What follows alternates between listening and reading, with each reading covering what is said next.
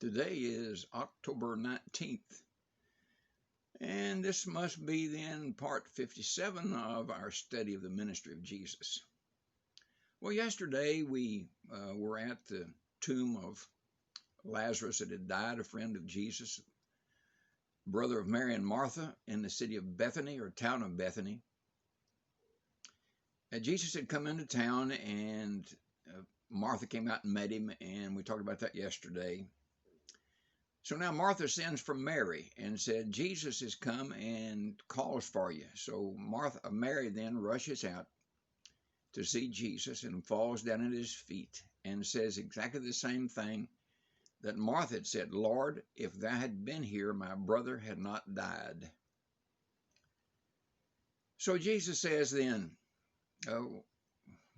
where is he buried? Show me where he's buried. And so they got up and started. Of course, there's a large crowd of mourners that are there that are mourning. Now, mourning is the outward expression of inward grief. And I'm sure there was wailing and crying as they went on. And Jesus saw all of this and saw Mary crying. And the Bible says Jesus wept. Now, the word wept this is the only time that Greek word is used, and it means to shed tears. It doesn't mean to cry out loud. That's another word. This means just to shed tears. Jesus shed tears. Now, why did he shed tears? Was it because of her grief, Mary's grief? Well, if I was on the way to the cemetery to raise a friend from the dead, I wouldn't be crying. I would be dancing on the way. My personal opinion is, and this is my opinion, that Jesus saw these people in their unbelief, and that's what he was crying about, was these unbelieving Jews that had refused to accept him, even though all of the miracles that he's done. Well, they come now to the tomb. It was a cave. He was buried in a cave and had a big stone rolled up to the entrance of it. And Jesus told them, roll the stone away. Now, Jesus could have rolled the stone away himself. I mean, all he had to do was just tell the stone to roll away, and it would have. But he told them, you roll the stone away, and they did. Then Martha pipes up and says, Lord, he's been dead 4 days. He's beginning to smell by this time. Now, 4 days he's been dead. Now, the Jews, some of them believe that when a person died, his soul stuck around for 3 days to see if there was a chance for it to go back into the body. So just to dispel that, and of course that's not true, by the way, just to dispel that, Jesus waited 4 days so that everyone would absolutely know that this was a miracle, that there's no way it just happened.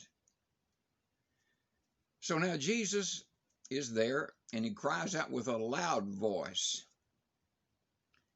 Lazarus, come forth. And Lazarus comes forth from the tomb bound in grave clothes. Now, I've had a problem with this, and how could he walk bound in grave clothes? Now, I've read, and it seems that there's not complete agreement on this.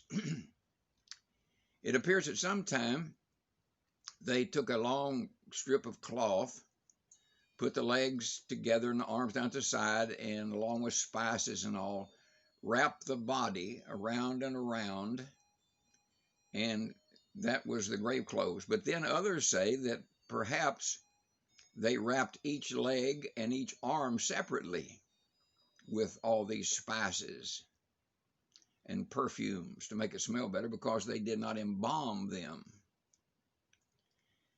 Now, that would make it, in my understanding, better. If each leg was wrapped and each arm was wrapped, then I could understand him walking out of the cave, the tomb that he was in.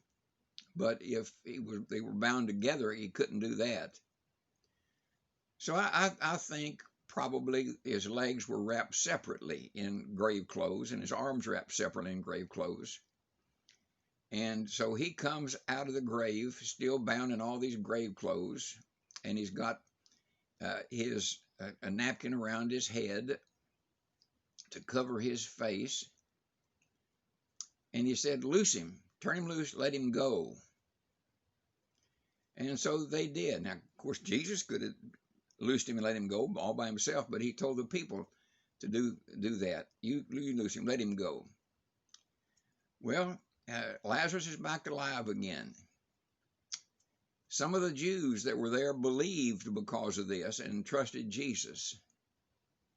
But some headed off to town to tell the Pharisees and the chief priest. And so they had a discussion and said, the chief priest said, if we just let him go, the whole nation's going to follow him, and then the Romans are going to come in and take our nation away from us. And he said, it's better for one man to die than the whole nation to die. And the Bible said he said this, being the high priest, he was actually prophesying that Jesus would die for the whole nation. Well, a time has come and passed even. So there's the story of Lazarus being raised from the dead. And so we will pick up here about the ministry of Jesus in the morning. Until then, I hope you have a fantastic day today.